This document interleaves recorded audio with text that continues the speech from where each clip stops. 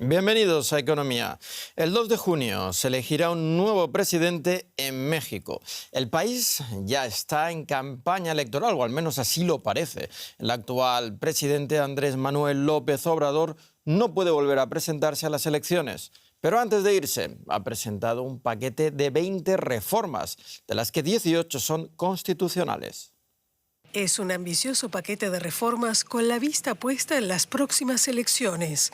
El lunes, Andrés Manuel López Obrador presentó una batería de iniciativas que incluyen la reducción del Congreso, el aumento del salario mínimo por encima de la inflación o la actualización de las pensiones para que éstas sean equivalentes al último salario completo cobrado durante la vida laboral.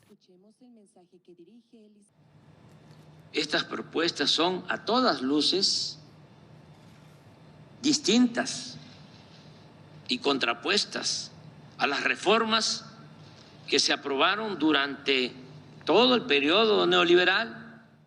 Se propone revertir las reformas de pensiones, tanto la aprobada durante el gobierno de Ernesto Zedillo en 1997 como la impuesta en el 2007 por Felipe Calderón. Por el momento, López Obrador no cuenta con los apoyos necesarios. 18 de sus 20 reformas propuestas son constitucionales, por lo que se necesita una mayoría de 2/3 para cambiarlas. Y hasta los próximos comicios en junio es difícil que el presidente logre convencer a la bancada opositora. Lo que sí parece seguro es el enorme coste que podría implicar la transformación del sistema de pensiones. De ser aprobadas, las reformas deberían aplicarse en un futuro a los 60 millones de personas que constituyen hoy la población activa del país.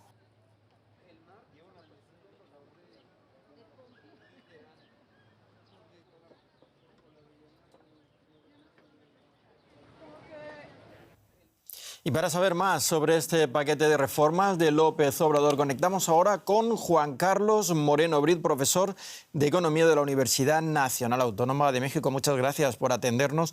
¿Cuál es el propósito del lanzamiento de estas 20 reformas, máxime a escasos meses de que se termine el mandato? Gran pregunta y gracias por la invitación.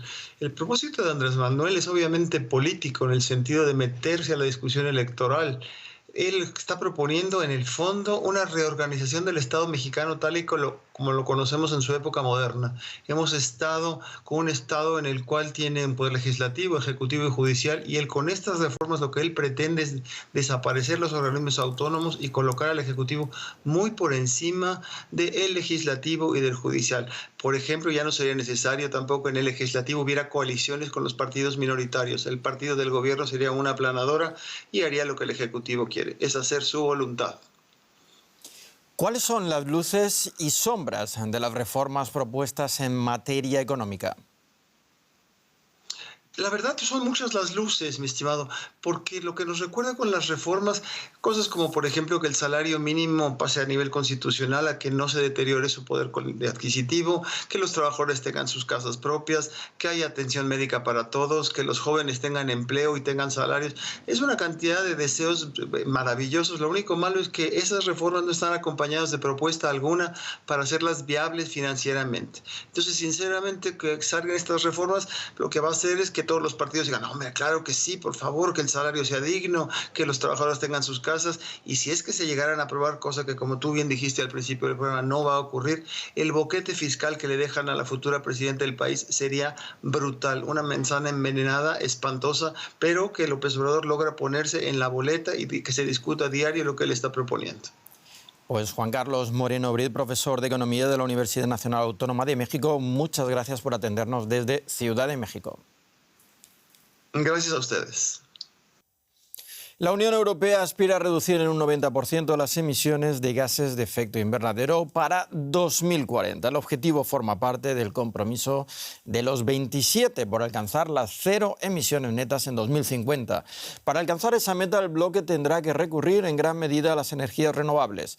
Pero los proveedores de energía solar se enfrentan a la dura competencia de Estados Unidos y de China. Tony Nikesh trabajó de panadero hasta que decidió cambiar su rumbo profesional.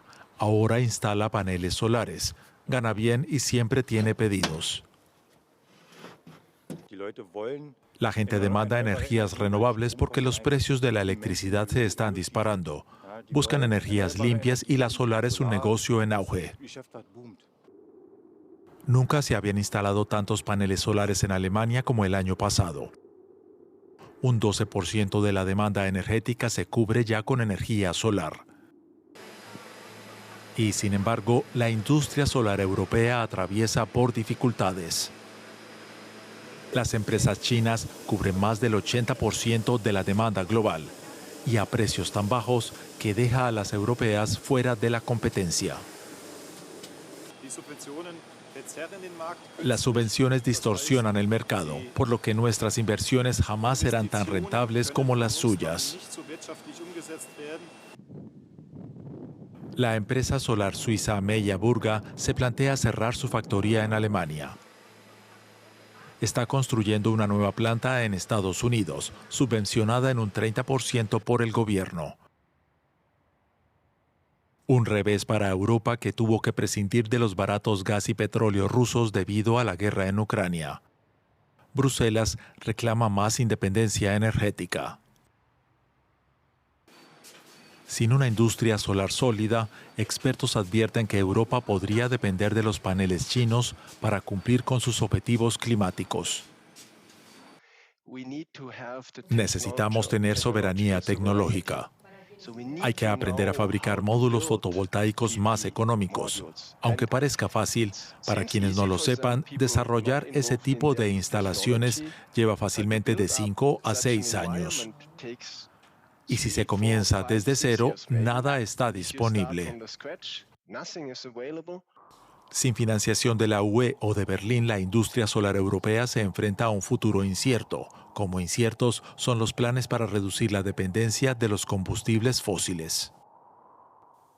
Pues conectamos ahora con María García Zornoza en Bruselas. María, la Comisión Europea propone una reducción neta del 90% en las emisiones de gases con efecto invernadero, pero lo cierto es que en junio hay elecciones al Parlamento Europeo que marcarán una renovación también en la Comisión Europea. ¿Peligra esta meta del 90% si, tal y como marcan las encuestas, la derecha y ultraderecha salen fortalecidas en estos comicios?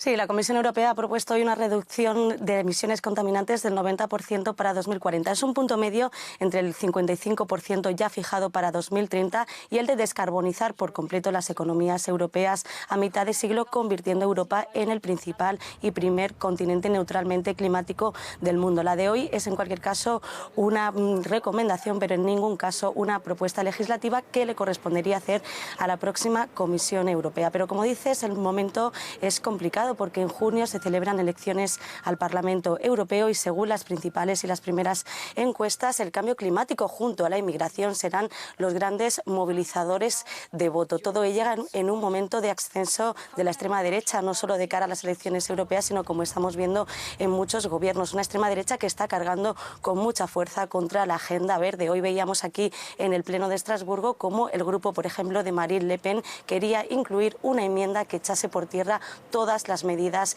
en materia climática de la Unión Europea. Pero no solo eso, porque también los conservadores del Partido Popular Europeo están pisando el freno, están pidiendo ahora pausas regulatorias con un guiño a los agricultores que están movilizados en muchas calles de las capitales europeas. En su momento vimos también cómo quisieron tumbar la ley de restauración de la naturaleza y hoy también Ursula von der Leyen ha anunciado de forma sorpresiva que pone fin a la ley para reducir el uso de pesticidas en la Unión Europea. Paradójicamente, el cambio climático había sido el buque insignia de la actual Comisión Europea. Lo presentó como un evento similar a la llegada del hombre a la Luna, pero ahora muchos analistas advierten que un Parlamento Europeo escorado a la derecha podría poner en peligro los objetivos climáticos de la Unión Europea para los próximos 5 años.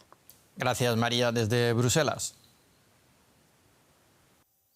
Y también en España los agricultores llevan a las calles sus protestas contra la política agrícola europea y para denunciar la precariedad del sector, como ya lo habían hecho sus compañeros de Francia, Alemania y otros países europeos. Este martes los manifestantes bloquearon con cientos de tractores carreteras y entradas a los puertos y a los mercados de mayoristas por todo el país. Los agricultores y ganaderos reclaman precios justos para sus productos y la continuación de las subvenciones estatales para el gasóleo agrícola. También piden controlar más las importaciones de países no comunitarios y una reducción de la burocracia. La ola de protestas llega a España y hablamos sobre esto con nuestro compañero en la Bolsa de Frankfurt. José, los agricultores europeos han salido a la calle y de momento la Comisión Europea ha cedido a una de sus peticiones. Von der Leyen ha anunciado hoy que se cancela el plan para restringir el uso de pesticidas. ¿Qué más sabemos sobre este cambio?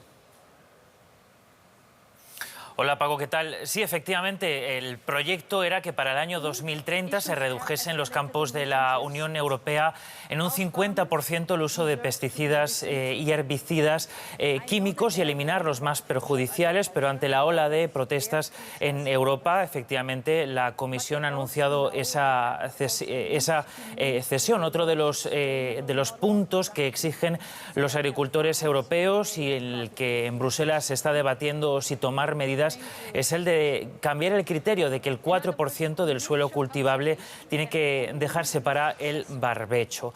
En estos momentos la Comisión Europea reconoce todas las presiones que sufren los agricultores, desde, por ejemplo, el aumento de los precios desde la invasión rusa de Ucrania y también la pérdida de calidad del suelo agrícola. Y digamos que reconoce lo polarizado que está el sector, sobre todo ante la falta de tan solo unos meses para que se celebren las elecciones al Parlamento Europeo en el mes de junio. Gracias, José David, desde Frankfurt. Y aquí ponemos punto y final a esta edición de Economía. Pueden seguir estas y otras noticias en nuestras redes sociales. Hasta pronto.